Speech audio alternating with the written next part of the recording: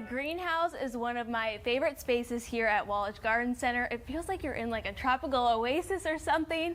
Again, I'm here with Jeff Wallitsch, and you're talking all about houseplants this segment, and I feel like I'm in class because of this cute little chalkboard. So really, houseplants aren't that difficult.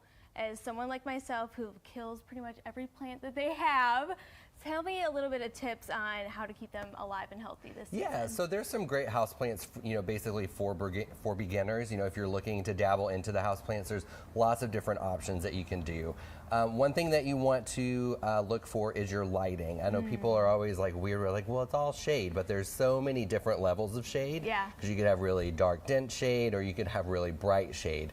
So just kind of keep an eye on the different lighting. And if you're not sure, that's why we're here, to help you out with all of that.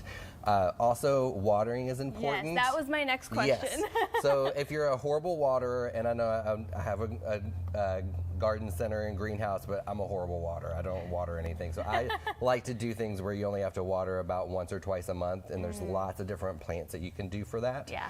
And it's really, super easy just to start to dabble into the houseplants. Yes, and I know those snake plants are super popular, the hanging baskets. As you can see, there's plenty of them that are here. But what are some of those popular ones that you're kind of seeing customers return to get time and time again? Yeah, so the snake plants are really easy. Those are actually one of the best to have in your living room. It actually gets rid of a lot of toxins that could be in your home or in your bedroom, helps you sleep a little better. That's one of my favorite. The ZZ is another one, and those are my two favorite because you only have to water them about once a month. And then when you want to kind of go to the next level, there's like the philodendrons, which are really cool. There's so many different varieties, but they just require a little bit more care and a little bit more light. Yeah, and there's so many different sizes too. So if you wanted something right at your office, you could do that. Or if you have these big, beautiful pots, you can kind of plant them in that too. Absolutely. So you can do either the decorative pot, or if you're doing more indoor and you need to water, you can just put the grower pot down in there and lift it out and water it that way.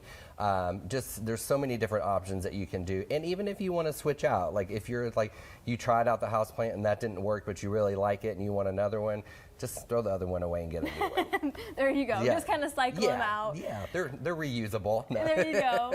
And so my fear is seeing those little brown spots that come up. What are some ways to maybe kind of nurse those back to health and kind of either remove them, or do you have any tips on like kind of reviving those houseplants? Yeah, so a lot of it has to do with the water and the lighting. Those are the key things. And then if those are okay, then you might want to look more into you could have some insects on it.